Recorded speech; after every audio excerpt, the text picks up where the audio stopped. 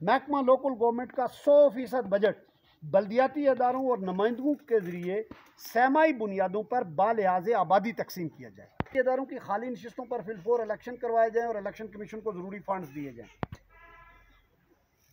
Local government act का जो functions of district councils हैं उसकी शिक 4 के तहत ये फर्स्ट एड पोस्ट डिस्पेंसरियाँ BHUs कायम करना ज़िला कौंसल का इख्तियार है, ये स्टेट गवर्नमेंट का इख्तियार ही नहीं है।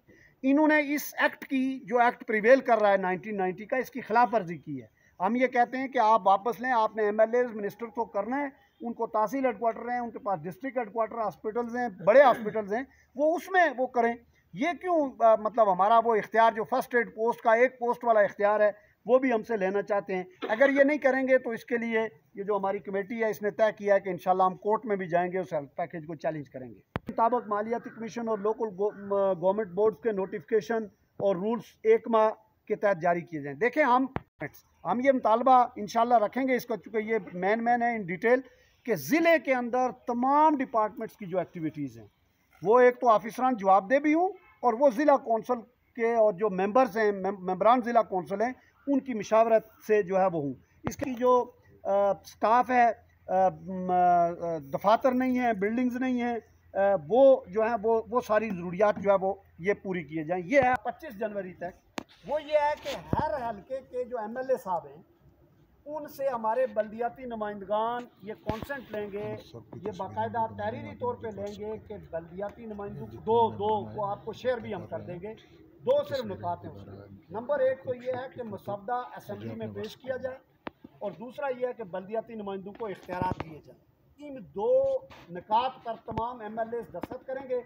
25-30 MLAs के दस्तखत करवा के अगर ये गवर्नमेंट असेंबली में पेश नहीं करती है तो हम किसी भी मेंबर असेंबली के ज़रिए प्राइवेट बिल के तौर पे असेंबली में पेश करेंगे और साथ में उन जो हमारे MLAs हैं उनकी जो है वो कॉन्सेंट भी जो है वो साथ लगा देंगे। करते हुए अपनी अगली जनरेशन को हमने एक बावकार, एक बाइख्तियार और एक बेहतरीन निज़ाम हुकूमत बना कर देना है, वरना तारीख़ में हमें कभी याद नहीं रखा जाएगा। चलें, हमारे 2 साल गुजर गए, 2 शायद और जद्दोजहद में गुजर जाएँ, लेकिन कम अज़ कम ये है कि हम अगली नस्ल को, आने वाले अपने बच्चों को वो निज़ाम देकर जाएँ ताकि वो उस पर फ़ख्र कर सकें कि हमारे जो बड़े थे उन्होंने अपनी जद्दोजहद के ज़रिए हमें जो है वो एक निज़ाम हुकूमत जो है वो दिया था।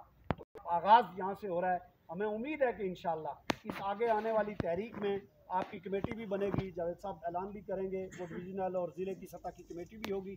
उसकी कोऑर्डिनेशन से चाहे हम धरना करते हैं, चाहे हम ज़िलों पे एहतजाज करते हैं, चाहे हम मुज़फ़्फ़राबाद की तरफ कॉल करते हैं, तो इस उम्मीद के साथ कि इंशाअल्लाह आप सारे लोग बग़ैर किसी तासब के, बग़ैर किसी सियासी वाबस्तगी को देखे इंशाअल्लाह अपने इस हक़ के लिए खड़े होंगे।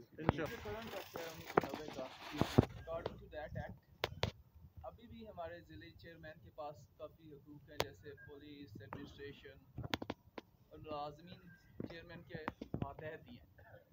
उसको इम्प्लीमेंट कराने के लिए हमें नोटिफिकेशन की क्या ज़रूरत है?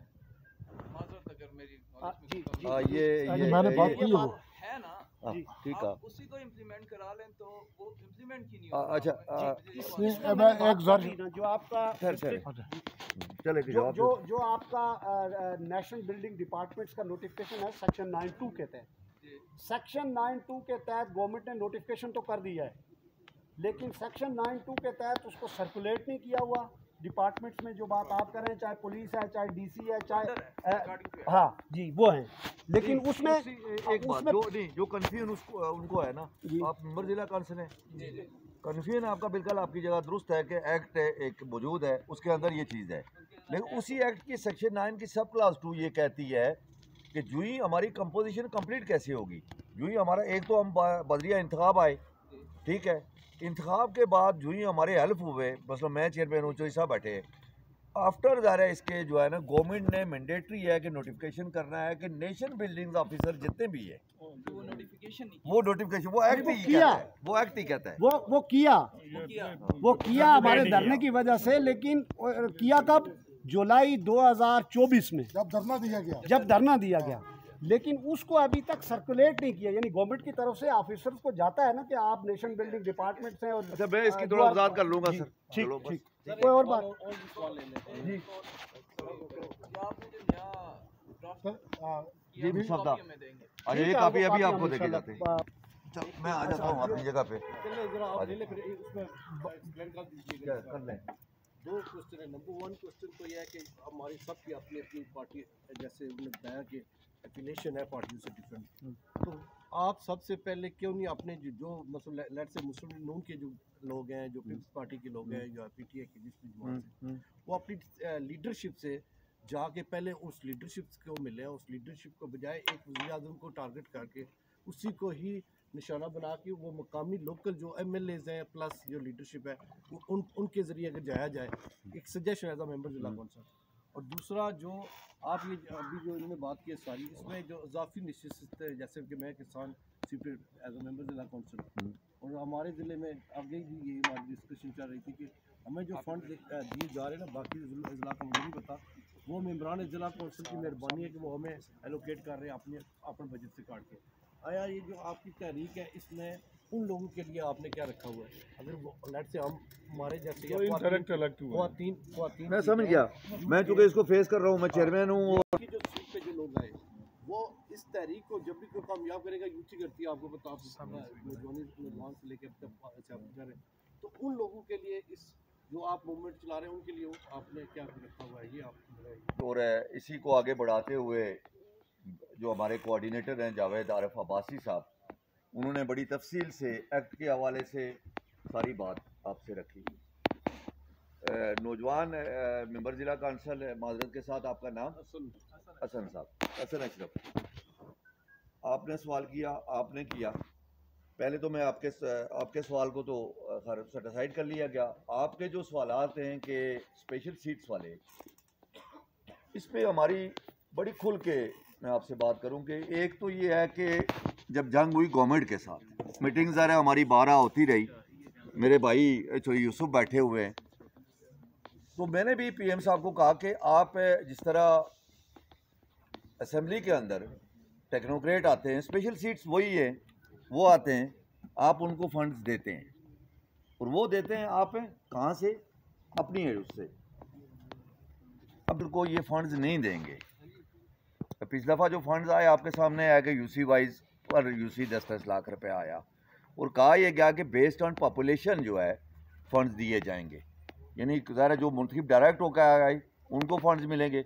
मेरा उनके साथ सवाल ये था कि आप काउंसिलों को इतने इजाफी फंड्स दें कि चेयरमैन ज़िला काउंसिल के पास इतने इजाफी फंड्स होने चाहिए कि वो अगर अपने किसी यूथ के मेंबर को, किसी ख्वातीन को, किसी और स्पेशल सीट्स को अगर अकोमोडेट करना चाहता है, चूँकि ज़रा वो वोट देते हैं और वो अच्छा खासा एक ज़रा उनका पलका होता है, अगर वो वोट देते हैं तो फिर ज़रा वो डिमांड करते हैं हमें, तो हमें कम अज़ कम उनको अकोमोडेट करने के लिए कुछ तो फंड्स रखें। इसके बाद मार्च के बाद जून में जब मेरे पास बजट आया 17,59,000, मेरी काउंसिल थी कोई 38 मेंबरान पे मुश्तमिल, तो मैंने सोचा कि ये तो कैसे हो सकता है। मुख्तलिफ लोग हैं, हम भी एक मैंडेट लेके आए हुए हैं ना। अगर आप हमारी इज्जत है, आप अगर हमारी इज्जत है तो हम भी आपकी इज्जत है। हम आपके लिए हर दर पे जाते हैं, वोट मांगते हैं।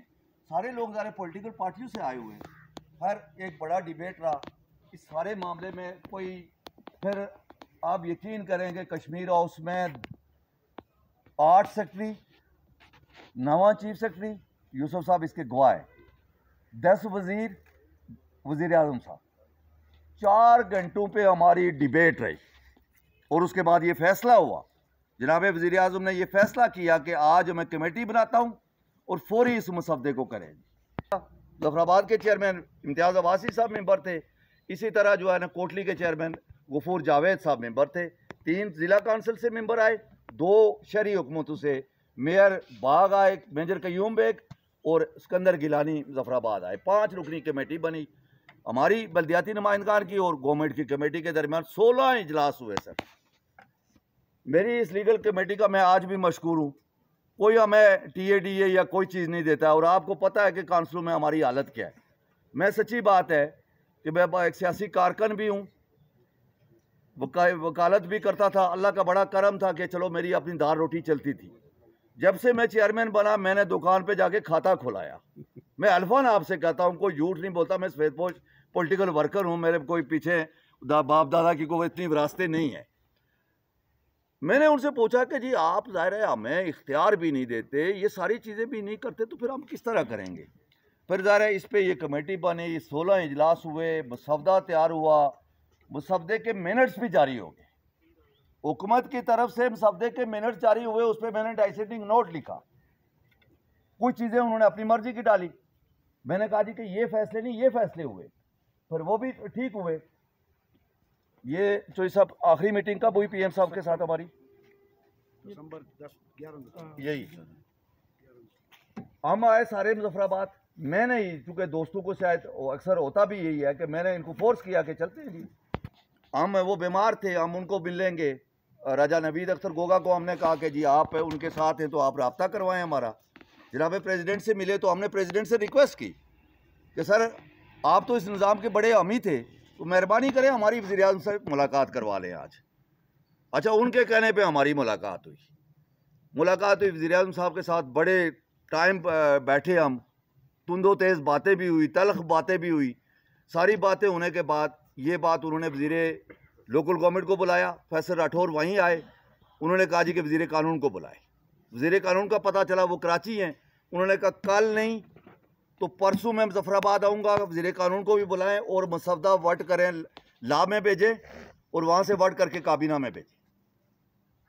हमने कहा सर 2 दिन में अगर नहीं हो सकता तो फिर भी हम 30 दिसंबर तक आपको टाइम देते हैं, मेहरबानी करें। क्यों चोई साहब आप मौजूद थे। हमने उनको कहा कि 30 दिसंबर तक भी जब ये सारी चीज़ें नहीं हुई, फिर मैंने रब्ता किया तो कहते हैं जी मुझे ब्रीफिंग ही नहीं है। फिर ज़रा मजबूर होकर 10 जनवरी को हमने इजलास रखा मुजफ्फराबाद। उस इजलास में चूँकि ज़ाहिर है मैं एक जगह पे पहले से बैठा हुआ था, बहुत सारी उंगलियां उठती हैं कि जी क्या पता नहीं कोई जी चेयरमैन मैनेज हो गए, बेनिफिशरी हैं, हुकूमत के कारिंदे हैं। तो मैंने कहा ज़ाहिर है ये कम अज़ कम मैं ये इल्ज़ाम लेके नहीं जाना चाहता। अपने भाइयों के साथ रब्ता किया, सारों को बुलाया, बैठ के हमने फ़ैसला किया। 10 जनवरी को मेयर मुजफ्फराबाद के दफ्तर बल्दिया मुजफ्फराबाद के हाल में बैठे हम सारों ने बैठ के। उसमें कुछ साथी हमारे साथ ऑनलाइन राब्ते में थे, टेलीफोन के ज़रिए, कुछ नहीं आ सके, लेकिन मैक्सिमम लोग आए पूरे आज़ाद कश्मीर से। हमने फिर फैसला ये दिया कि अब की बार ज़रा हम गवर्नमेंट ने जो कमेटी बनाई थी उससे डिसएसोसिएट करते हैं अपने आप को। हम किसी तौर पे उस कमेटी का हिस्सा नहीं होंगे। हम एक आज़ाद कश्मीर भर में 10 अजला हैं, इसकी 3-3 रुकनी कमेटी बनाते हैं, 30 रुकनी कमेटी रखते हैं आज़ाद कश्मीर भर से। जो राब्ता कमेटी है वो अपने अपने डिस्ट्रिक्ट की कमेटियाँ बनाए, अपनी यूनियन काउंसिलों में इजलास करवाए और उसके बाद डिवीजनल 3 कन्वेंशन हमने रखे। पहले मरहले पे मीरपुर डिवीजन, पूंछ डिवीजन और मुजफ्फराबाद, 3 डिवीजनल हमारे कन्वेंशन होंगे जिसमें हमारा इब्तदाई काम सारा होगा। वर्किंग करेंगे, लोगों को मोटिवेट करेंगे। सच्ची बात है कि 30 साल के बाद ये जो आया दुनिया के अंदर, तो आपको पता है कि लोकल गवर्नमेंट जब बनती है तो सबसे पहले कैपेसिटी बिल्डिंग के हवाले से हमारी ट्रेनिंग होनी चाहिए। हमें आज तक पता ही नहीं कि हमारा एक्ट क्या कहता है। मैंने बहुत सारे डीसीज को देखा, अभी बच्चे आए हुए हैं छोटी छोटी उम्र के, और 30 साल पहले वो मुलाजम ही नहीं थे, उन्होंने अपने एक्ट नहीं पढ़े, तो वो हमारा एक्ट क्या पढ़ेंगे। अब जो सूरत हाल है वो आपके सामने है रियासत में। ये बात ज़ाहिर है मैंने भी उस वक्त उनको कहा जी कि आएँ चलो बैठ के इस पर डिबेट कर लेते हैं। अब प्रॉब्लम ये है कि जिस तरह दोस्तों ने कहा कि मैंने, बल्कि इस दफ़ा ये गवाह हैं पाई हैं हमारे वज़ीर-ए-आज़म साहब, मैंने उनसे कहा कि सर आपने एक नोटिफिकेशन दिया, ये जो 9C की बात करते हैं ना, सेक्शन 9 की, इस पे झगड़ा रहा। उस वक्त भी पीएम साहब ने कहा, मैंने कहा सर ये नोटिफिकेशन करें, हम तब नहीं उठेंगे। यूनियन काउंसिल के चेयरमैन को जो इख्तियार है कि सेक्रेटरी यूनियन काउंसिल है, वो कार के ऊपर सेक्रेटरी लिखता है जिस तरह सेक्रेटरी हुकूमत है, और सेक्रेटरी यूनियन काउंसिल को काबू करना इतनी एक मुश्किल बात है, इस तरह सेक्रेटरी हुकूमत नहीं होता। तो हमने कहा सर ये ना करें, ये यूनियन काउंसिल का सेक्रेटरी है और इसको ज़रा ताबे करें चेयरमैन के। चलो दोनों नोटिफिकेशन हुए। मैंने उनसे पूछा कि ये सर्कुलेट क्यों नहीं किया। कहा गया जी कि जी सारे डीसी जो ही ये नोटिफिकेशन हुआ, डिप्टी कमिश्नर सारे साहिबान जाके पीएम साहब के पास बैठ गए कि जी ये सर्कुलेट करेंगे तो ये नहीं होगा जी, हम नहीं मानते। मैंने उनसे भी ये कहा कि अगर रियासत का चीफ एग्जीक्यूटिव इतना बेबस तो नहीं होना चाहिए ना सर। मेरे दौर में सरदार अब्दुल कयूम खान वज़ीर-ए-आज़म थे, मेरी काउंसिल में आए तो उन्होंने, मुझे आज भी लफ्ज़ याद है, उन्होंने कहा कि ये देख लो ये मेरी मकामी हुकूमत है, इनके चेहरे पहचान लो, किसी ऑफिसर की अगर शिकायत आई तो फिर इस सीट पे नहीं बैठेगा, आप ताबे हैं इनके और आपका जो है जवाबदेही होगी। ज़ाहिर है जब तक ये बातें नहीं होंगी, मुझे मेरा भाई बैठा हुआ है, आप सारे बैठे हुए हैं, अब असल में ब्यूरोक्रेसी जो है ना, जो DMG ग्रुप है, वो तो समझता है इस रियासत के बादशाह ही हम हैं जी।